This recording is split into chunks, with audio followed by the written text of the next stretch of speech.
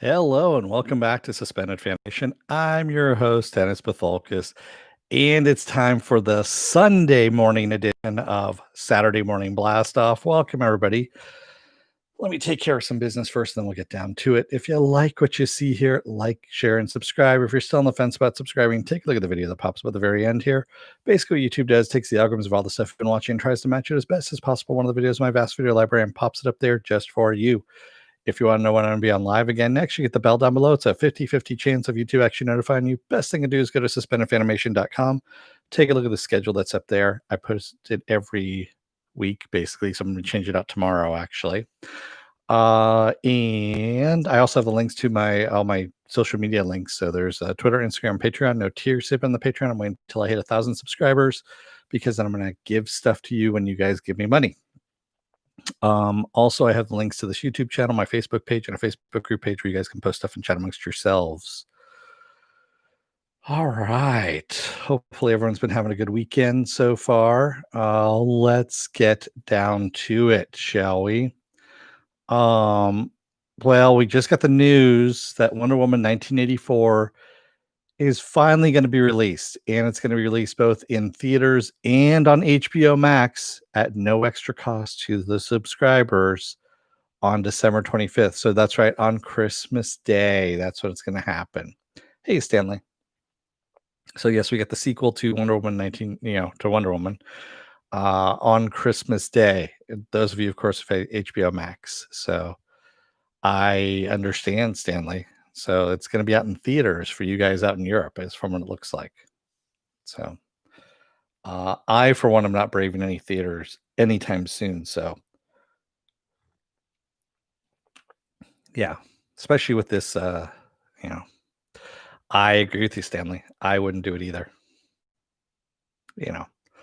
They'll probably have some means of having it on some streaming service or a pay service or something like that over in Europe if they're smart. Then again, it's Warner Brothers, so who knows? They probably aren't that smart. Or AT&T, who has taken them over. So also, Deadpool 3 is finally moving forward. Fucking thank whatever deities were involved in this one. Yes, it's been over at Disney since Disney took over Fox, and we've been trying to figure out what the fuck was going to happen. And so it's finally moving forward with the Molyneux sisters. They're the ones who are veterans of Bob's Burgers. They're writing the script right now. So I'm not a huge fan of Bob's Burgers, quite honestly. And that kind of worries me on all of this. I really liked the guys that were writing Deadpool before. These are the guys, of course, who did Zombieland and Zombieland 2 and Rhett Reese and I can't remember his writing partner's name now. But those guys were actually really good. I liked their style of humor. Not a big fan of the Bob's Burgers style of humor. So hopefully it translates well, Yeah. Hey, Penn. Yeah, not a problem. I know you're busy doing what you're doing, where you're at, and whatever secret location you're at. So, yeah. But the good news is we're getting Deadpool 3 finally. And how they're going to tie it into the MCU is anyone's guess. So, yeah. Ooh. Sorry about that. Just had a little contact lens issue. Also, speaking of the MCU, Black Panther 2 starts shooting in July. So no word on how we're going to handle all of this because of Chadwick Boseman's death. They're not going to recast, obviously. The best thing to do would be to make Shuri, his sister, the next Black Panther, because that would actually make the most sense. And it's been done in the comics too.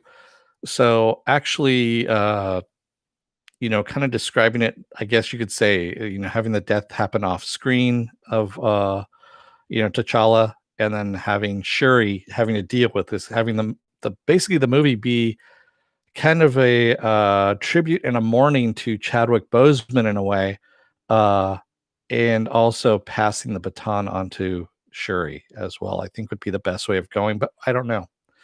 Obviously, they've thought about this. They've written a script on this, and they're with them having going into production in July. Obviously, they've already thought it out, and they are already blocking it out, as they say. So I've said this before, and all this news that I give you guys. This news that I give you, yes, it sounds like it's, oh my God, it's fresh and whatnot. It's honestly, it's been decided months ago as to what's going to happen here. So they already knew Deadpool 3, who was going to be involved with it, who was going to be signing on, and all of that. It's just hitting the mainstream. It's basically being made public. It's already been decided months ago as to what's going to happen. And that's just the way Hollywood is. They really like to I guess clean everything up before they release anything. So it's not going, oh, we're looking at hiring this person. Nope, we're not. That one didn't fall through. We're gonna look at hire this person. No, that one fell through too. So yeah, they usually try and get that person in place, already production going, all that stuff before they actually release that news saying that yes, they've hired so and so to play whatever character.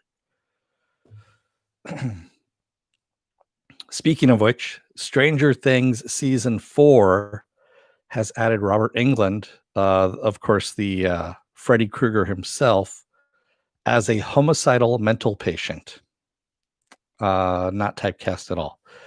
But yeah, so Robert Englund's going to be in season 4 of Stranger Things as a homicidal mental patient. That's going to be fun. I mean, they keep bringing in cameos by different people, which is great. Uh, and I'm all for that. I mean, Stranger Things is fun. It's a nostalgia show. It is an homage to 80s movies, all kinds of 80s genre movies. I mean, you have alien stuff, you have paranormal stuff, you have horror aspects, all that kind of stuff. Yeah, and that's right. He was in the 80s V show as well. Yes, that's right. He played Willie. So he's been in lots of different things. And I'm looking forward to seeing him once again. A little tea to clear out the cobwebs out of the throat there. Ah, yeah. March 5th, 2021. We finally got a date on this one. Coming to America. So that's the second Coming to America, the sequel to Coming to America, is getting released on Amazon Prime.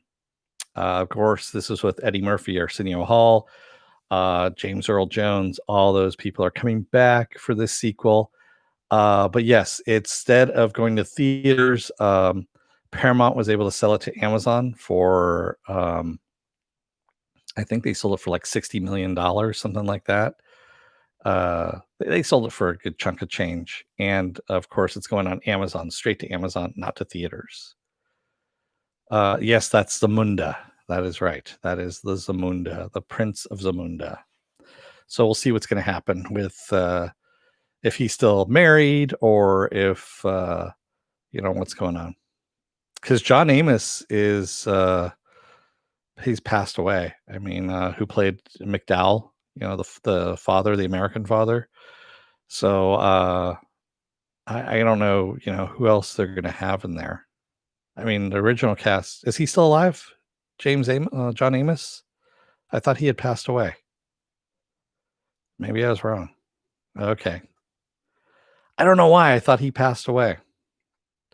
But you know what it is? I think I always confuse it with his character on Good Times who passed away. It was kind of that shock thing in Good Times where in his character, he was the dad and he passed away and it was kind of a shock kind of thing. And ever since then, I kind of have it in my mind that he's passed away, and also I haven't seen him in anything recently. So that could be it as well. It had a different title in German. Okay. Yeah. I'm sure it did have a different title in German. Did you hear about the Netflix animated Good Times? I did not. That sounds interesting. And I could see that actually happening. Good Times does lend itself to be an animated series. That would be kind of cool. I could see that happening, especially if they do something some really kind of funky animation and do some good storylines to it too.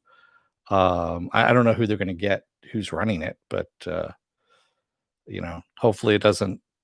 It's not like Woke where it looks like it's going to be good and then it just kind of sells itself out and doesn't do anything. Because that was the thing about the original Good Times is they actually pushed boundaries on social issues and not on hard because it was the 70s, of course, and they couldn't do what they did, but they need to do it now. There's a lot of history about John Amos's character getting killed off the show. Yeah, no, I know, Joe, and that's why it's stuck in my head. That I mean, I love John Amos. He's a great character. I mean, fuck, when he was in Die Hard 2, was it Die Hard 2? Yeah, Die Hard 2. When he comes in, I was like, holy fuck, that was one of the cool things. I remember seeing that in the theater and having him come on, and I was like, holy fuck, yeah, I wasn't expecting to see him in that movie just because he's awesome. And I always love the line. That's my favorite line from Die Hard 2 is when McClane goes, no, I just thought you were an asshole. And he goes, and Johnny says, yeah, I'm an asshole, but I'm your kind of asshole, is what he says, which of course means that he's really just an asshole all the way around. Because, spoiler alert from 20 years ago, more than 20 years ago, he ends up being a bad guy. Yeah. The head of HBO Max has said that they are working on ideas in quotation marks to save the Venture Brothers. Take with that with a big grain of salt, whatever you may. So, the Venture Brothers have always been plagued by, delays. There's only two guys that are working on the story and also the editing. So all the animation is done overseas. The character designs are all done by just two guys. They also do the voice work as well. And for a majority of the characters, they have some other cast members, of course, too. But it's just mainly a two-man show for the most part. So that's why it takes 2 years, 2.5 years to get a season out. And it's notoriously difficult for them to get a season out, even worse than Rick and Morty.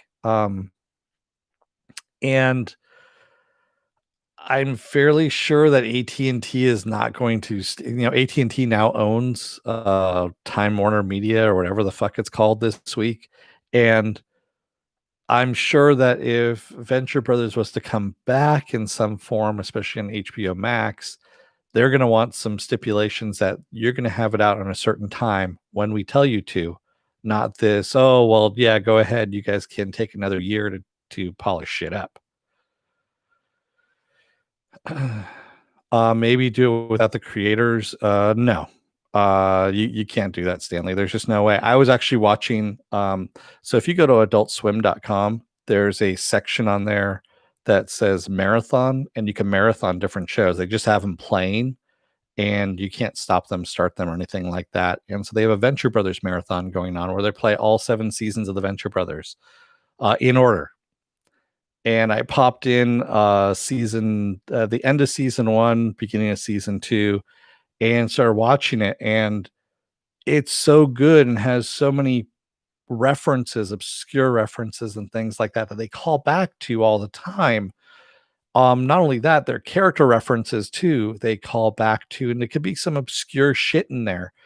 And there's no way. And I remember reading something from Jackson Public, Chris McCullough is his real name, that they've tried getting a writer's room together and they could never do it because they're not on the same wavelength like he and Doc Hammer are. He and Doc Hammer almost share the same mind, and that's why they trade off pages all the time.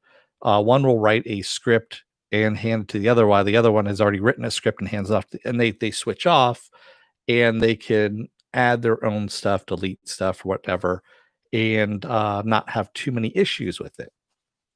Whereas you're bringing in a writer's room, you have 8 to 10 writers, something like that, and you're pitching an idea and trying to get that out. I don't think it's going to work with them and still maintain that level of creativity that they already have on the show and originality, as you say. Yeah. but it would make it faster. It just wouldn't be as good. Like Rick and Morty already started off that way, and that's the reason why they were able to do it with the writers' room. And Dan Harmon actually came up with his circle of ideas, and that's what they work with in the writers' room. If you've ever seen any of the behind the scenes stuff, which they do a lot of on Adult Swim, you see how Dan Harmon works and how he writes and stuff like that, and how they come up with these stories. And it's actually pretty funny the way they do it. And they come up with the core idea of things, throw it to the writers, and then the writers fill in the rest. But still, yeah. They also throw in, their stuff too. AT&T executive, challenge accepted. Where is my nose powder? They don't do nose powder, man. They take it up the ass. Butt chugging. They learned it from the WB executives. It's a faster high. Supposedly. Speaking of HBO Max, a lot of this is all HBO Max news that has come out. DMZ, of course, the comic that DC Comics put out back in the early 2000s, is being made into a series, which I've talked about before, starring Rosario Dawson and Benjamin Bratt. It's now going to be released as a 4-part miniseries, but no release date has been announced as of yet. So they finally given it the green light, the go ahead, and Ava DuVernay. I can never pronounce her name. She is the one that is directing some of it, but producing it, mainly. But yeah, she is the one that is directing some of this as well. And she was the one that released that news. So I'm looking forward to this. So if you've never read DMZ before, DMZ takes place during an American Civil War Part 2, where New York, Manhattan is basically a demilitarized zone. So neither side owns it. And Rosario Dawson's character is an EMT nurse who is triaging patients from both sides, and at the same time looking for her son who is lost someplace in Manhattan. And that's what the whole story is all about, in a nutshell.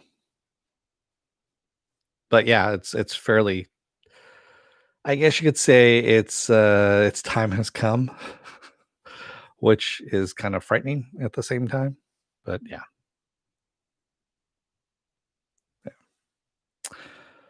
There's a trailer that was released here for a new movie called Chaos Walking, and it's based on a trilogy of books. And this movie is going to be starring Tom Holland, Mads Mikkelsen, and Daisy Ridley, and directed by Doug Liman. Doug Liman, of course, being the guy who directed the Bourne Identity movie, the first Bourne Identity movie, the best Bourne Identity movie. And if you haven't seen the trailer yet, go and watch it. It's fairly interesting. It's about an Earth that, for some reason or another, all the men, their thoughts are projected around them. And also their thoughts can be heard out loud. So whatever they're thinking is projected both in visions around them and then also can be heard. And there are no women anywhere around. And Daisy Ridley's character comes from, I guess, a colony and has crashed down there. And there's something about her. We don't know exactly what it is, but there's also aliens involved too. So, yeah. Yeah.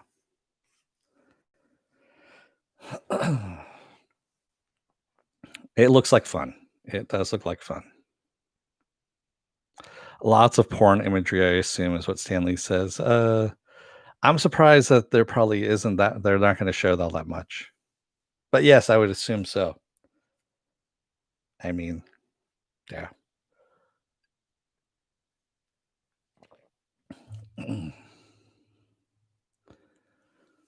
What else do I have going on here? Oh, yeah. There's actually quite a bit of news this week. So,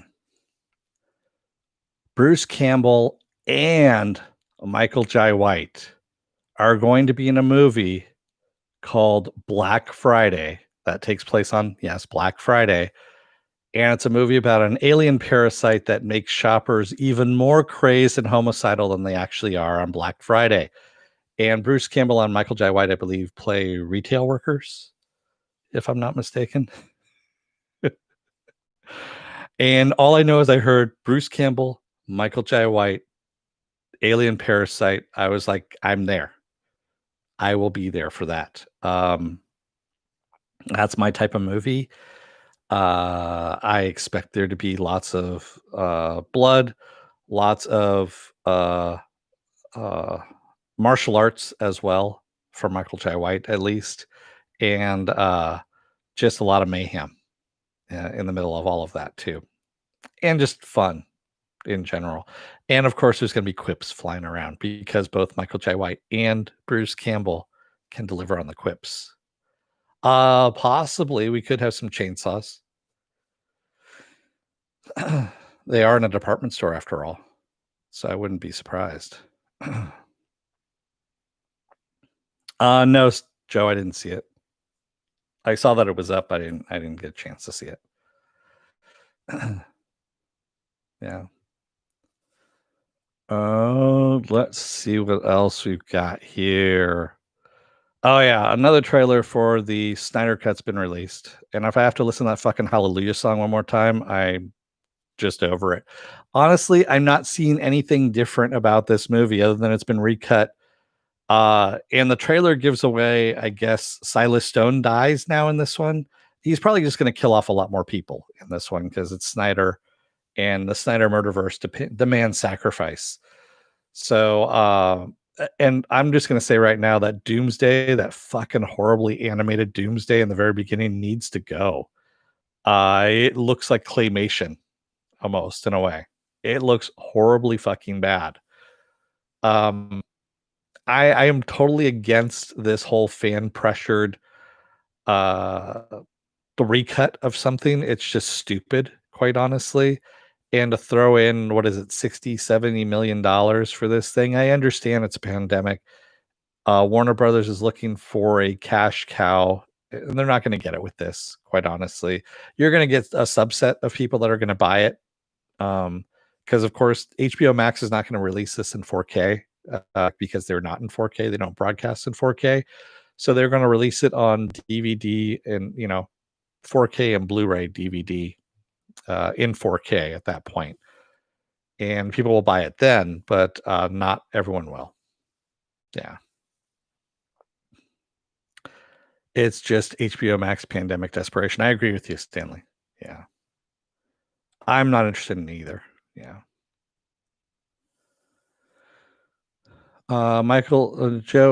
Joe Greer says Michael Jai White is voice acting in it. Really? I thought he was actually in it to physically. I didn't know he was just voice acting in that. Let me take a look at the link then, because I didn't see that he was voice acting in that one. I'm looking at it here, and yeah, it's not saying anything about him voice acting in this. Yeah, it just says that he's in it. Also, Devon Sawa's in it too, from Final Destination, and one of my favorite movies, Idle Hands. He's in it as well. Oh, you said the Batman animated movie that Michael Jai White's voice acting in. Okay. I take it he's playing Bronze Tiger. Is that what's going on? Because he played Bronze Tiger in the CW series, so I'm guessing that honestly that was really good casting, Bronze Tiger, and yeah.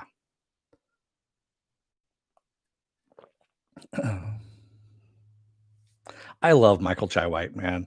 I want more of Black Dynamite. I know he was doing another like a blaxploitation comedy movie, and I don't know where it went. I saw a trailer for it and then it disappeared.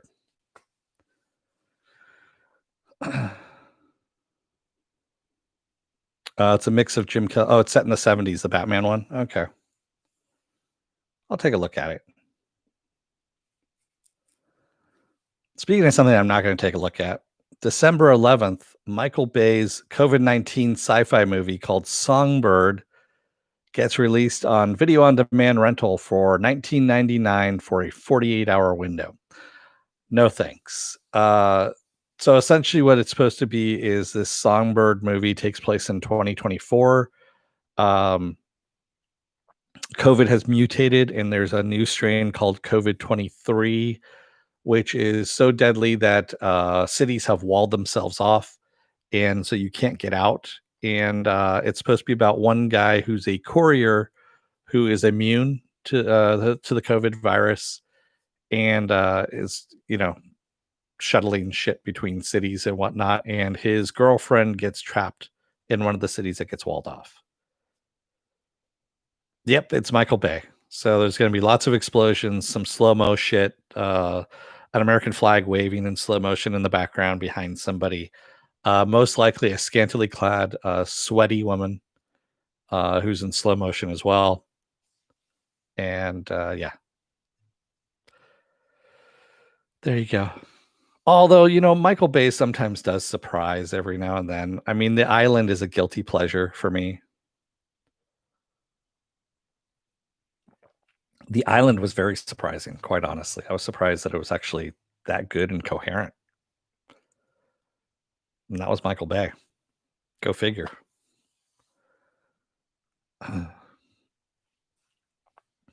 But yeah, I won't be seeing this one. This one's garbage. I was looking at the dog. She was doing something weird. The CW is going to be doing a Wonder Girl series, and it's not Troy.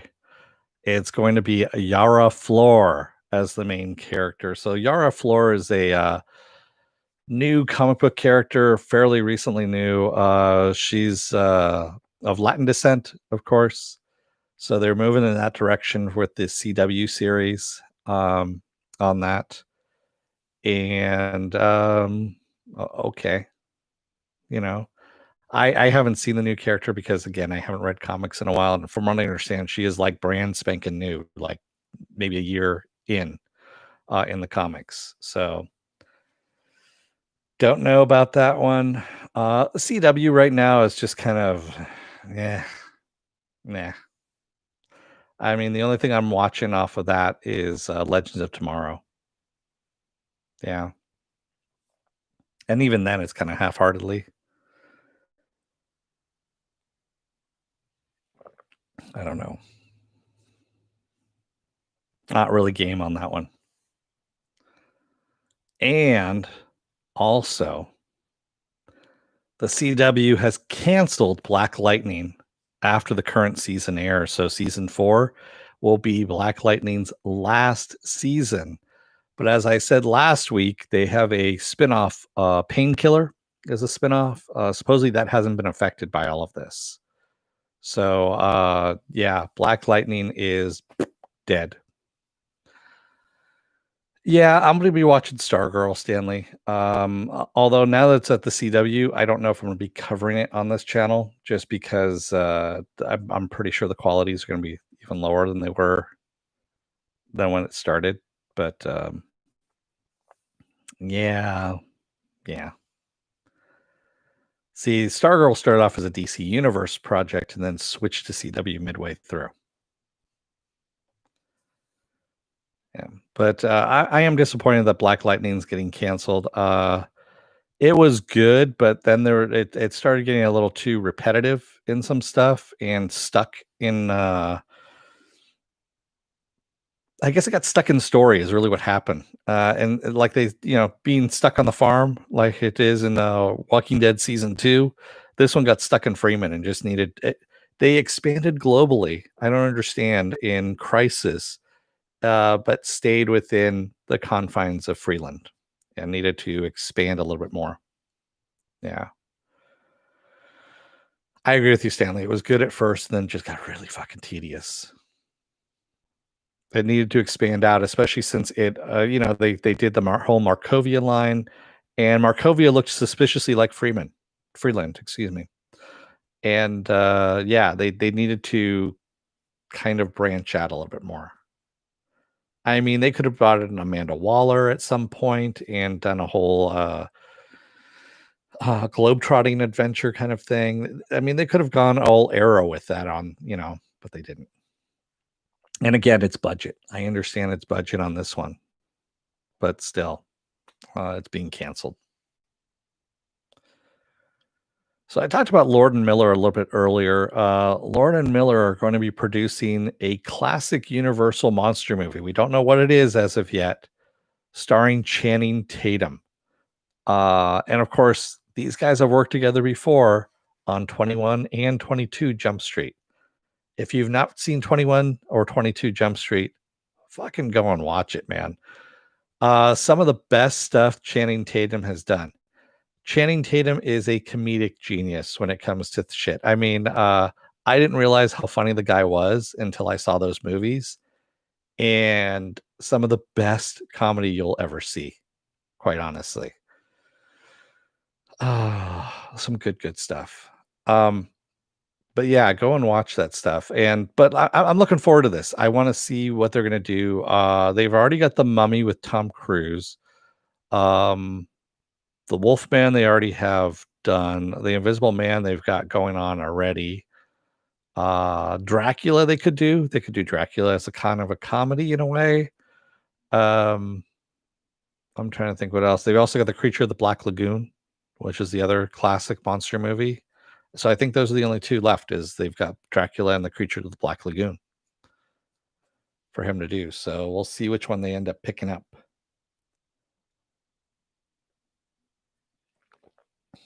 My guess is it's going to be Dracula.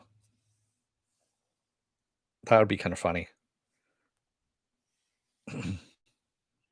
I think.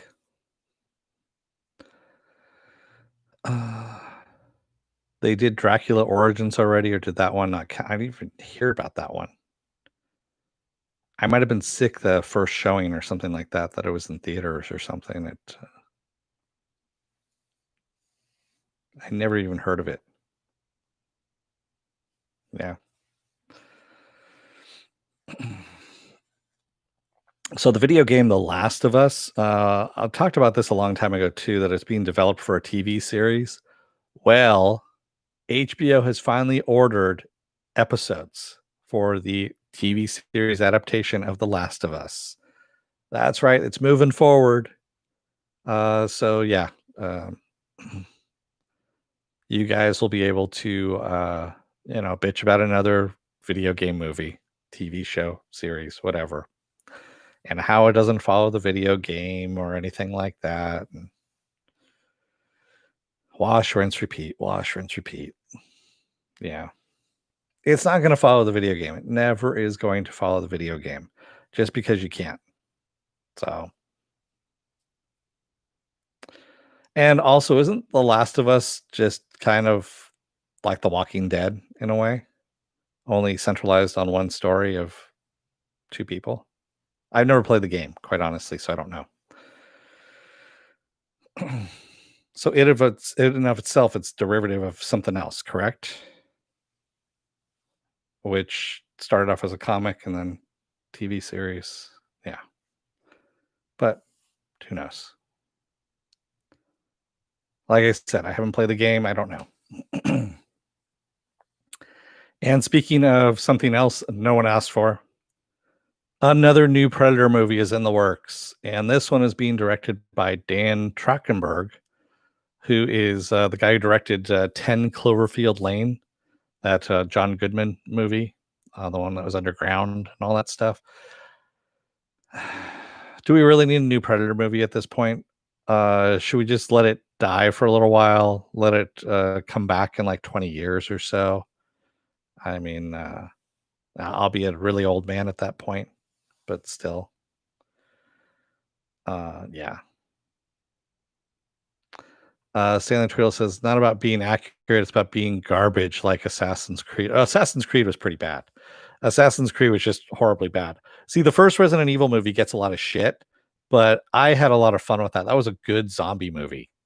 Even though, yes, it did not follow the video game or whatever, I liked it because it was a good zombie movie, and it actually had some good tension to it. as you're going through it. But a lot of people didn't like it. So, oh, Dan directed The Boys episode 1. Really? I thought it was Kripke that directed the first episode. Or you're talking about season 2, episode 1.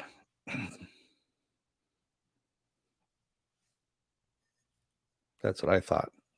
That it was Kripke. And by the way, this tea really stinks too, which is season 1. Okay.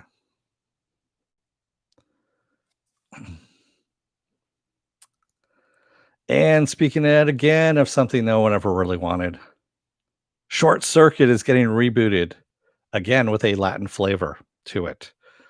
For those of you who don't know what Short Circuit is, it's a old 80s movie with Ali Sheedy and a brown-faced Stephen Fisher, because he's a white guy playing an Indian programmer.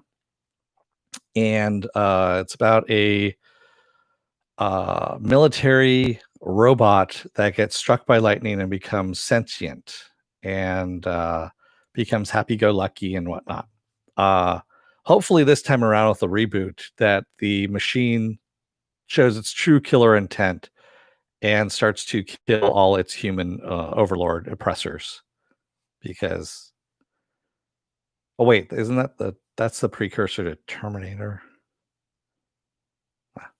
Well, either way. Dan was supposed to do the Uncharted movie at one point. Oh, okay. He was one of the 15 other directors that had been hired on to do the Uncharted movie. I think there was 15 of them, right? Somewhere around there. So he really wants to do a video game movie, is what you're saying, or a video game TV series or something like that. Or oh, I would take that back because he's doing Predator now. So no, different thing. Although it could be a video game TV series, who knows, or a video game movie. We don't know what they're going to do with Predator.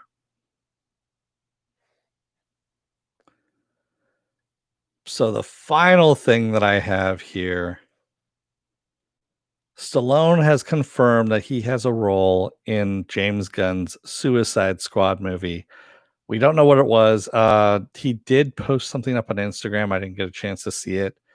And supposedly it showed us who he was playing. But I think it's something so obscure that no one knew what it was. Yeah.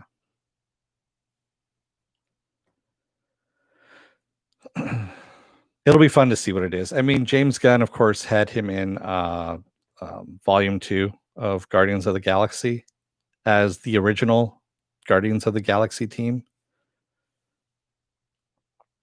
So for those of you who don't know, and I've said this before, Guardians of the Galaxy in the 90s in the 60s when it first started, was different. The 90s reboot of it was pretty much the same cast from the 60s. And then they rebooted completely with, the recent thing and made it an entirely different team altogether. So having Stallone be part of the original team of Guardians of the Galaxy in the Volume 2 was actually pretty awesome.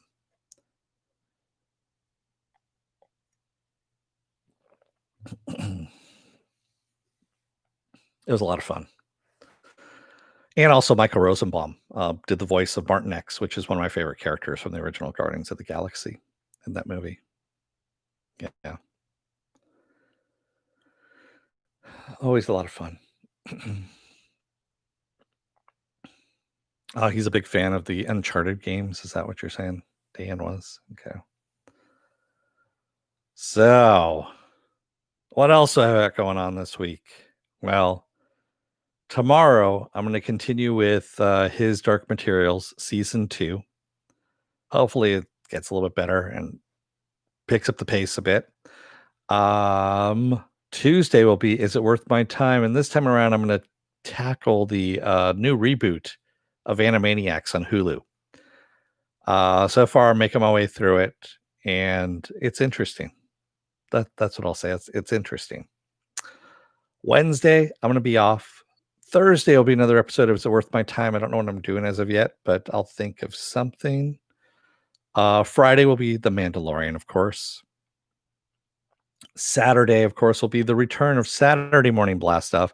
I know I moved it over to Sunday this week just because it was my birthday yesterday, so I took yesterday off. So that's the reason why I moved over to Sunday. And Sunday I'll be off next week. That's what'll happen. Yes, and I know Thanksgiving's in there as well for those of us here in the States. Um, so you could watch or not, depending on what you want to do. I am probably going to throw in someplace around this week a pre-recorded. Um, it's a new segment I'm going to be calling "Who in the Hell Is," and basically answering your questions about who in the hell is Ahsoka Tano this week, because a lot of you don't know who she is. Thanks, guys. Yeah. And I figured it'd be a nice primer for people to figure out who these characters are. I mean, a lot of people don't know who this lady is right back here behind me. And since she's going to be prominently featured in next week's episode of The Mandalorian, or this week's episode, depending on how you look at things, because this week's episode 5, is titled The Jedi. That's right. Hey, Joaquin.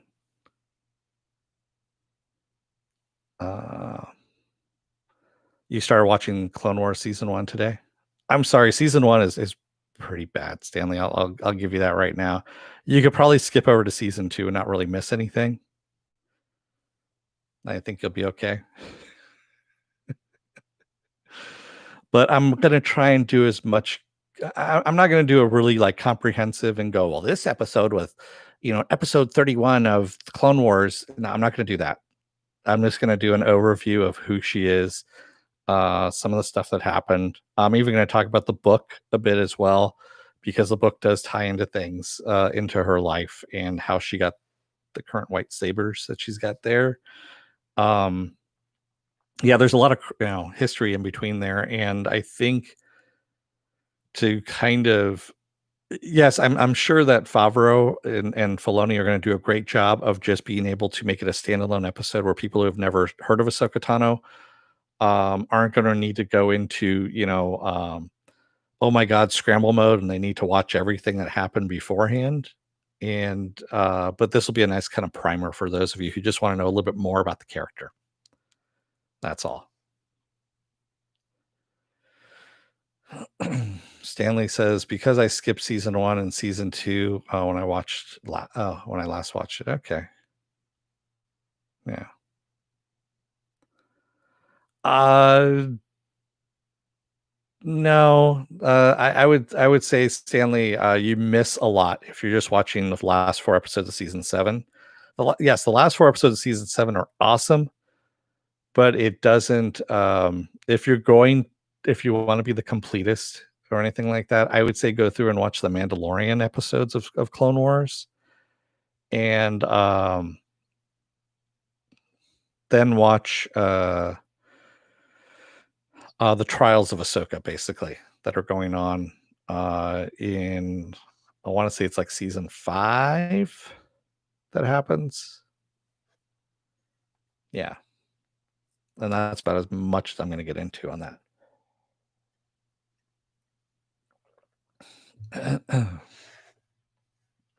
That's if you're really interested in it.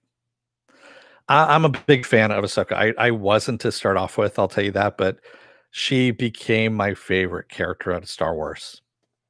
Yeah, I mean, hands down, easily my favorite character out of Star Wars. And yes, I know that's blasphemy to say with, Boba Fett over here. Boba Fett just doesn't have a background, quite honestly. He really doesn't. They filled in a little bit in the Clone Wars, but not enough. Han Solo isn't, great for me. Luke Skywalker or anything like that. I mean, they're great and everything, but she actually is kind of the complete package. And yes, she is fucking annoying in the first season. I'll say that much. She is completely fucking annoying in the first season. And to have her turn around and become become my favorite character out of Star Wars, go figure.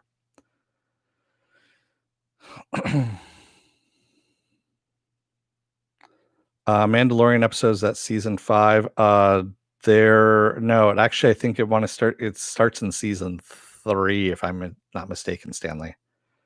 They kind of jump back and forth. There's a couple different Mandalorian uh, groups of episodes, and I want to say it starts in season 3. And they keep revisiting. They keep jumping back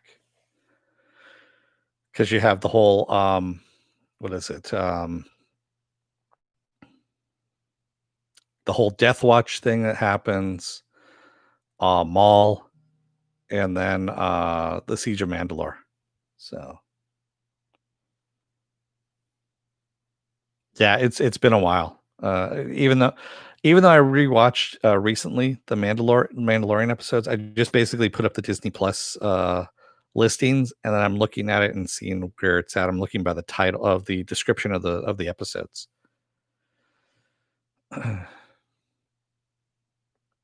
And Rebels, yes, Rebels also has Mandalorian episodes in it too, because Sabine Wren, again, who's over here, is also part of all of this mess as well.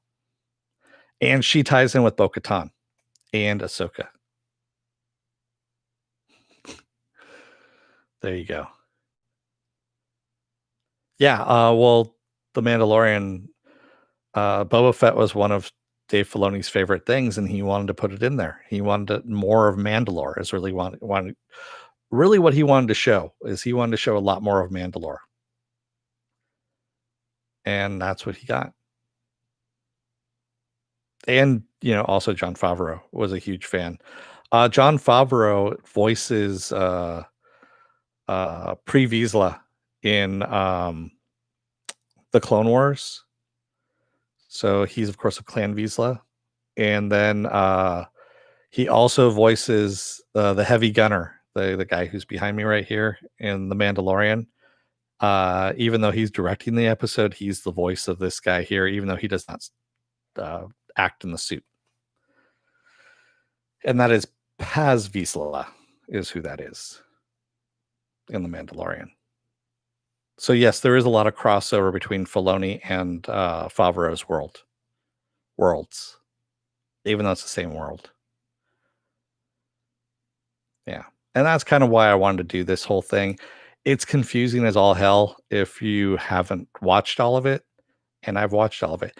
And a lot of people don't want to watch animation. They think it's an inferior storytelling form, which again is really stupid, but hey, to each their own.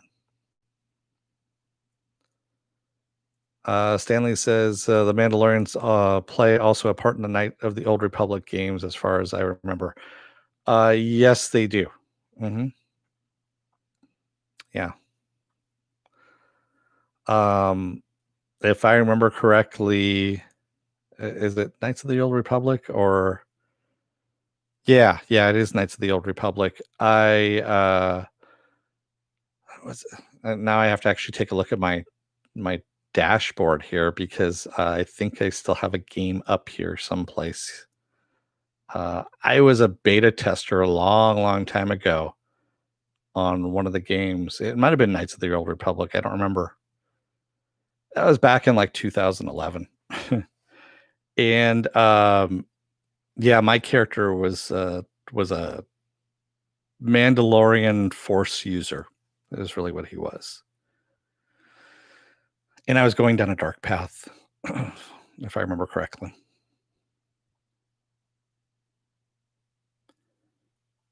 Yes, that's right. It's 3,500 years before episode 4. Yeah.